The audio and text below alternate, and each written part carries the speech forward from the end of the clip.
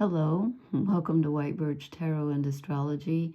This reading is kind of for Wednesday, April 23rd, but it's bigger than that because we have a huge thing happening astrologically, and so we've probably been feeling it for about a week, and it'll probably ripple out for, another week or so. I have a huge housefly that's just dogging me. It's been after me all day. Anyway, it's probably going to be in the video. It just will not leave me alone. Anyway, I was going to read a poem, but I'm not going to, one of Rosemary's poems, but there's too much to talk about astrologically, so I'm going to get into that. And I missed a couple of things that happened. We had Saturn conjunct the North Node, and anyway, that's I'll just talk about all of it. So the most challenging and the most powerful aspect in astrology is called the Grand Cross, also known as the Grand Square, and we have one right now between the Sun in Taurus, 3 degrees, Mars in Leo at 2 degrees, Black Moon Lilith, which some astrologers are not paying attention to, and some are, and they should. She's at 3 degrees of Scorpio, and Pluto in Aquarius at 3 degrees. So this is called, if you have this in your natal chart, they call it the make or break aspect. It's that powerful. It's like if you don't work with this, if you can't work with this, it's like carrying a cross. But if you can, then you're like resurrected. You're like, it's a rebirth. So anyway, it's very powerful. So when I was sitting on the couch thinking about this, I was just brilliant in my mind getting this all analyzed, and now I should have just taped while I was thinking, because now anyway, so the Sun in Taurus, and we also have, I'm interrupting myself again, we also have Venus conjunct Saturn in the North Node, so I'm going to talk about that too in Pisces. So I'm going to start with this, and I'll try to do this quickly, but the Sun in Taurus, these are all fixed signs, okay? Fixed signs are just what they sound like. They're not as adaptable as the mutable signs. The cardinal signs are more leadership, but they're still more flexible than the fixed signs. Are in the center of the season, and they're just they're just fixed. They're more stubborn. They don't like change. Actually, you know what? We just started spring. Why is that considered? That was when the Sun was in Aries, so the Sun just moved into Taurus. Okay. I guess because we're in the, dead set in the middle of spring. I don't know. Anyway, that's the kind of stuff I don't really understand. But, okay, Sun in Taurus is stability, security, earthiness. Things need to be real. Taurians take things slowly. I apologize for my croaky voice. But they also love pleasure. They love beauty. They're ruled by Venus. So the Sun in Taurus wants things to move slowly and be very stable and practical, okay? Then the Sun is squaring Mars in Leo. Mars in Leo is dramatic and fiery and wants to move, but wants to be very generous and kind of, help everybody. And Leo's an interesting sign because it rules royalty. It's in the tarot, it's the sun, it's ruled by the sun, and its planetary ruler is the sun. And Mars in Leo wants to be appreciated. Leos come across as kind of dramatic, like they have it all together and they have a ton of self-esteem. But honestly, the reason they want to be appreciated so badly is because they kind of don't have a lot of self-esteem. They need that reassurance. They're very generous, very loyal, but they like to be appreciated because there's always that niggling fear that that they're not. Can you hear the fly? I hope not. Never mind. Lord of the Flies here. They can be somewhat lacking in self-esteem, which is one of the reasons why they are so dramatic. So Mars wants to act, And he's being held back a little bit because he's being squared by the sun in Taurus, which kind of doesn't want to move. It's kind of like, hold on, got to make sure this is going to work, you know, just got to be steady. I'm not putting down security here, but of all the signs, Taurus is the most stubborn. Okay. And he's also squaring Black Moon Lilith. And again, Black Moon Lilith is where we've been shamed, especially in a feminine area. And you don't have to be a woman to have a feminine side. Doesn't matter what gender you identify with. Black Moon Lilith is the part of us that we have tucked away, that society or our families or whatever said, no, that's bad. You know, you should be ashamed of that. And she's in Scorpio, which is our personal unconscious. And so she's very emotional here. And she's very in touch with the deep, intimate, dark parts of herself. And she wants to express them and have them be noticed and accepted. And the sun in Taurus is opposing her and saying, nah, you know, we're good here. We're just going to go with what we value. And she's like, no, I need to be valued too. And she's telling Mars, you know, you can't just be all this masculine energy, because Leo's a masculine sign and Mars is masculine. She's saying, no, you can't forget the feminine. Scorpio's feminine, as is Taurus. And then here she's squaring Pluto in Aquarius, which is a masculine sign. And air signs, we have air, earth, fire, and water. And Pluto's saying, look, we have to move on. We have to do things a new way in Aquarius. We just got to transform everything. The old's got to go. Taurus doesn't like that. You know, and here's the other interesting thing. So Black Moon Lilith is in Scorpio. Who rules Scorpio? Pluto. Who's the ancient ruler of Scorpio? Mars. So the two rulers of Scorpio are sort of facing off with Black Moon Lilith here. And she's like, I'm in your sign here. You've got to pay attention to me. And then Venus rules Taurus, and Venus is, of course, feminine. So there's kind of a masculine, you know, there's a power struggle here. Whenever you have Mars and Pluto doing anything, especially when they're opposing each other or squaring each other, there's a power struggle. You could be having power struggles with people. I have been all week, actually for 2 weeks. Tempers can flare. Yeah, this is challenging, okay? So I said Venus rules Taurus. So here's Venus over here. She's with Saturn, you know, the god of karma and time, rules Capricorn. Again, very earthy, very reality-based. And he's in Pisces, where he doesn't like to be, because he's just like trying to, you know, keep everything together. And Pisces is the ocean coming in, sweeping everything away. Venus loves to be here. Saturn does not. So Venus rules what we value and our relationships, including our relationship with ourselves. And she's together with the North Node. So she's saying, look, I want to think about the future. I want to think about what I value and what I want to accomplish in the rest of my life and the path that's going to take me there. And she keeps running into butting heads with Saturn, who says, fine, you can dream all you want in Pisces, but you got to make sure it's real. You got to make sure it's going to work. So she's having a reality check. So I'm going to tell you one thing. When Venus is together with Saturn and the North Nodes in Pisces, by the end of this cycle, in a few weeks, when she moves on the 30th, when she moves into Aries, you will know some things. You will know who supports you, which relationships in your life support you, and which do not. And you're going to be leaving some behind, I would guess.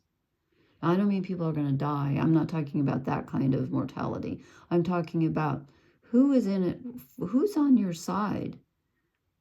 When you look at the path going forward, who is with you, who resonates, who's giving you unconditional love, and who isn't. You're going to know. Trust me, you are going to know. And there could be some real power struggles involved with that, and tempers can flare.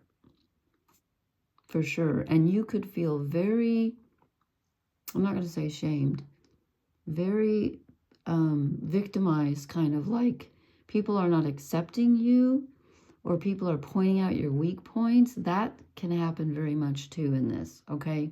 So be aware of that. So we'll keep an eye on this going forward. I don't want to talk about it too long, but it's very important. So I initially pulled I thought, what should I pull? And then I thought, I'm going to go with the fairy cards. And then I pulled them and I was like, oh my God, this is, you know, I don't even get these. So then I pulled some shadow cards, and then I looked at the fairy cards again and looked at the book, and I thought, yes, I do get them. So we'll do them both quickly because these are important. Okay, where's my book? I'm not going to read everything because it takes too long to do. Okay, so first I drew the joy of the future, and I was like, oh wait, let me go. I was like, okay, wait, how does this go with the astrology? Well, it does actually. When I read the book and reminded myself, it actually does, because this is about fearful anticipation. And so it says, the future is coming and will soon be the present. There isn't anything we can do to stop that from happening, but we often fear what the future holds. Pluto in Aquarius is definitely the future. Definitely. Okay. And as I said, there's a, you know, the fear, I think, is coming from Venus being conjunct Saturn. And also the Grand Cross is just a really scary energy because it's so powerful. Anyway, it says, okay, we often fear what the future holds. This uses up a lot of energy. You can use the same amount of energy thinking that something good is coming as fearing the worst. It takes courage to anticipate joy. There is always the chance of being disappointed. It's so much easier to expect the worst and then be pleasantly surprised if things are better than you thought they would be.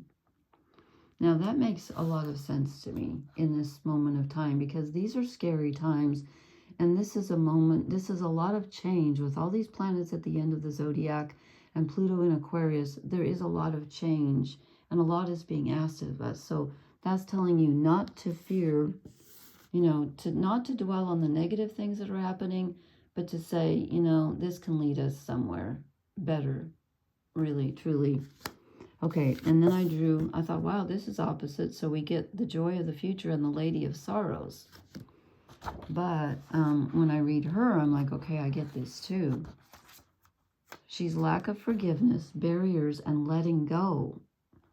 She is a hoarder of hurts and slights, a connoisseur of sorrow. She has built a wall around her heart with the collected wrongs that have been done to her. This is Black Moon Lilith and Venus conjunct Saturn.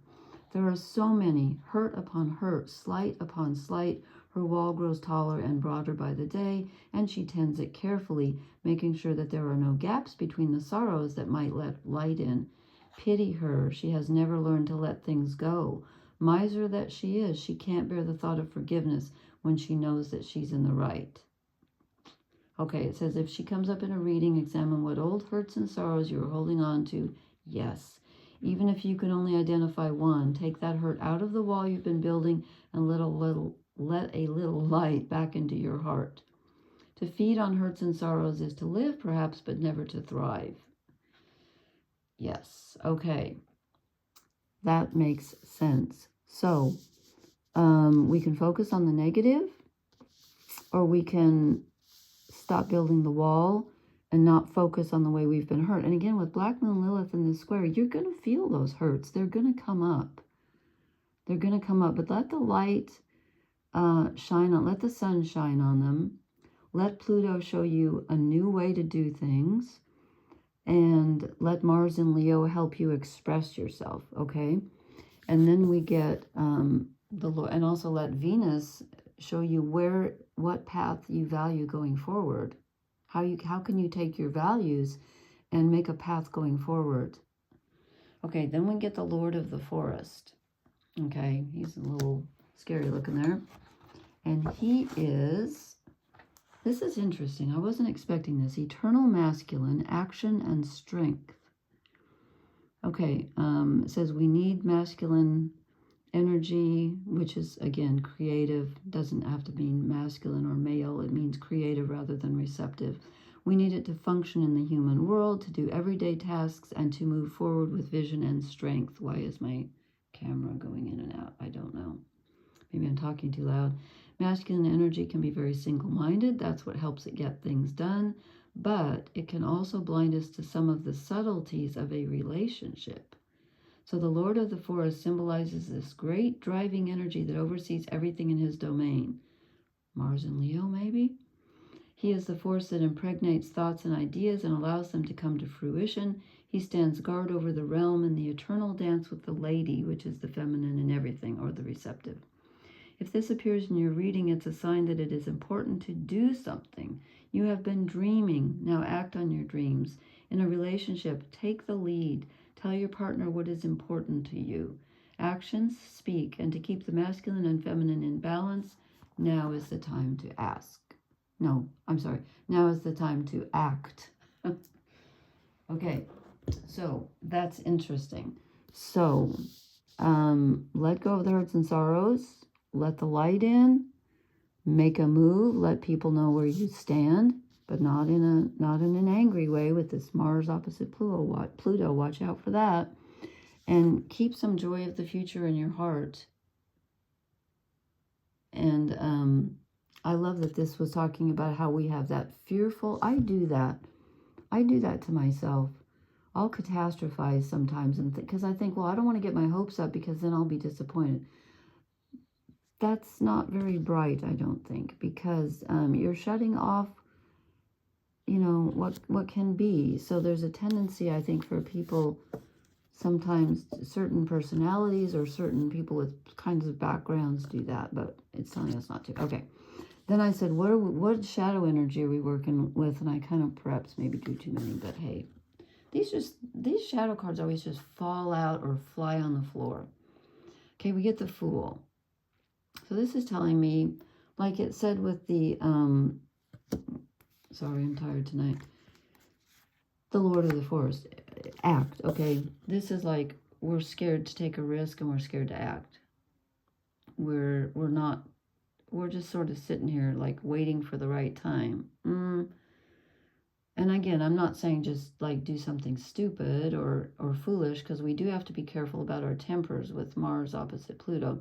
But you might want to take some action, even if it's simply dealing with some shadow energy, or just do something that you've been wanting to do that you're afraid is going to be disappointing. Do it. Do it. Don't be afraid. Goes along very well with the Four of Pentacles. This is holding on, and these two are very similar as shadow cards, because he's not moving, he's not giving, he's clinging. Do not cling at this time. This is not a time to cling to the old. It's a time to be thinking about the future with joy, as the fairy card said, with Venus conjunct the North Node. Think about what would really please you. And even though Saturn is saying, oh, this needs to be real, well, okay, fine. You can be real. You can do it. You can make your dreams reality. So, maybe not overnight, but, with Sun and Taurus, things are going to move slowly, but they can move. Okay, then we get the Ten of Swords. So the shadow energy is we're just mentally wiped out. We're just like, I'm tired of thinking about this. I'm tired of planning. So I would investigate not only your thoughts, but your mental state, like your whole viewpoint. Maybe it's outdated. Maybe you need a new one. You need to look at, maybe you're going over and over the same old ground. Maybe you need to just do something new, with the Fool here. Do something different. Switch it up. Okay. And that's borne out too by the Seven of Pentacles. So he's been working on the same thing over and over. And this is usually in the other, in the regular deck, it's like assessing how far we've come. Do we want to stay on this path? Do we want to stay with this project? If it's a shadow card, it might be that you're pouring energy into something that you've been working on too long and it's not going to pay off. Again, with the Fool as a shadow card, I feel like it's saying, do something new. And with Pluto in Aquarius, it's also telling us, change is coming. You better run. What song is that? You better run. The change is coming. You better run. Sorry. Change, change, change. See it all the time. Who sings that? Look, look, look. I could write a book about my life. Who is that? Why can't I think of it? I'm sorry. I'm stuck on these songs and I can't get them out of my head. Who sings change, change, change? See it all the time. Can anybody leave that in the comments for me? Change is coming. You better run. It's something I listen to all the time. Why do I not know that? Okay, anyway. Maybe it'll hit me before I close out here. Anyway, so big moves happening. And again, just watch out for tempers flaring. Watch out for power struggles. Oh my God, I've had so many. It's not fun. It's just not fun. But you know what? If you sit quietly with the shadow part of yourself, and remember that your shadow doesn't want to undermine you. It may self-sabotage you sometimes.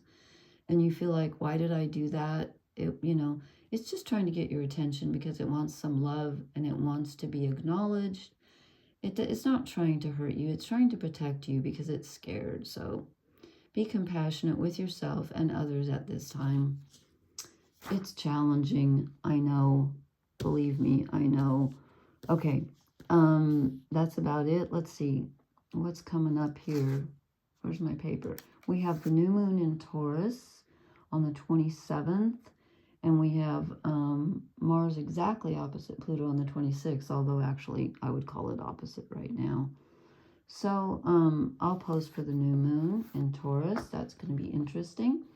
Please leave me a comment. Please hit the like, share, and subscribe buttons. I can hardly talk tonight. I'm tripping over my words. Bugging me about that song. Oh well, I'll leave it in the comment when I think of it. I can hear it in my head, but I can't think who sings it. Isn't that crazy? Anyway, blessings everyone. Good night.